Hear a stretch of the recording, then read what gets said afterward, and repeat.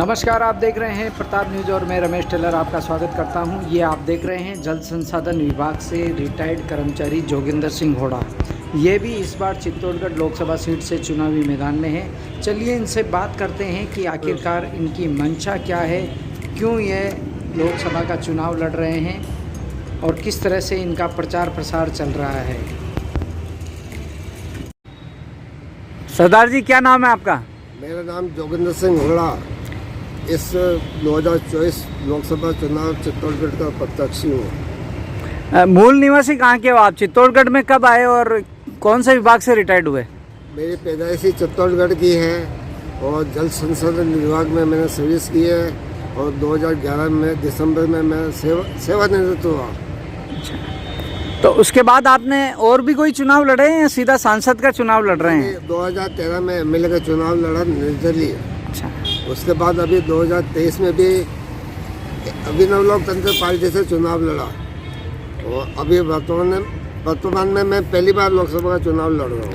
तो चुनाव लड़ने के पीछे क्या कारण है, क्यों लड़ते हो आप चुनाव? चुनाव लड़ने के पीछे है कि सबसे पहली बात है कि ये जो कर्मचारी जगत, मजदूर जगत, ये बहुत ही मतलब इन पर बहुत अन्याय हो रहा है और मैं खुद ही मतलब इन्हीं के लिए मतलब अपनी फाइट कर रहा हूँ और भविष्य में आम पेंशनर भी हुए, इनके भी दुख दर्द में मैं इनका साथ दे रहा हूँ।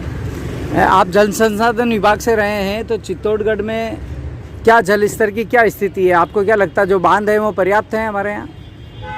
बांध तो पर्याप्त है, इसमें एक बहुत बड़ी खामी है।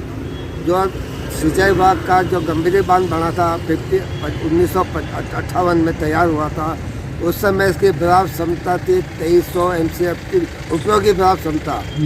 उसके बाद 1988 के आसपास इसकी वापस सर्वे हुई है, तो उसमें 1880 के आसपास इसकी उपयोगी बराबर क्षमता रही है और उसके बाद देखो आप कितनी सिल्ट आ गई है। और इसका मैं आपको उदाहरण बताता हूँ। जिस प्रकार बिसलपुर में सिल्ट निकाली, उसका बराबर क्षमता और बढ़ाया, अगर इसी प्रकार गंभीर बांध से भी ये सिल्ट निकल जाए, क्योंकि अभी पानी भी कम है, तो आसपास की सिल्ट निकल जाए तो इसकी बराबर क्षमता वापस बढ़ जाएगी, जिससे कि पेयजल की समस्या भी दूर होगी, किसानों को भी अच्छी मतलब सिलाई मिलेगी। निर्दलीय चुनाव लड़ रहे हो आप। निर्दलीय में तो वोट बहुत कम आते हैं और आपके पहले भी बहुत कम आए होंगे, लेकिन आपको आत्मसंतोष कब मिलता है? देखो आप, निर्दलीय में मैं तो खुश हूँ कि 2013 में 577 वोट आए। उसमें भी मतलब पार्टियों के 3 पार्टी के वोट में से कम आए और वर्तमान में भी 1537 वोट आए क्या, और उसमें भी अपने बहुजन समाज पार्टी भी मेरे से कम वोट लाई है, 1000 वोट नहीं लाई, मेरे को 1537 वोट मिले हैं। अच्छा, ऐसा कोई उदाहरण पेश हुआ जब किसी राजनीतिक दल के आपसे भी कम वोट आए हों? हाँ, ऐसा हुआ। भारतीय जनता पार्टी नटवर सिंह राजी को देश के चुनाव में बूथ नंबर 87 गोपालपुरा घाटे पे है, वहाँ पे श्रीमान नटवर सिंह राजी को वो 5 वोट मिले हैं और मुझे 8 वोट मिले हैं। ये एक उपलब्धि है।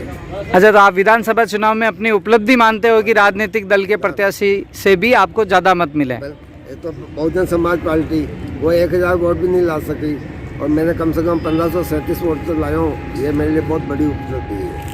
अच्छा, अब लोकसभा चुनाव में आपका क्या एजेंडा है? किस तरह से आप चुनाव प्रचार करते हैं?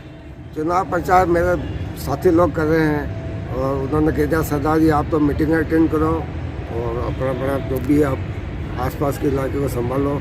ये मेरी उपलब्धि है और खाली आप अपना एक्टिवा पे शुरू से प्रचार करते आ रहे हो, तो उसी में प्रचार करो।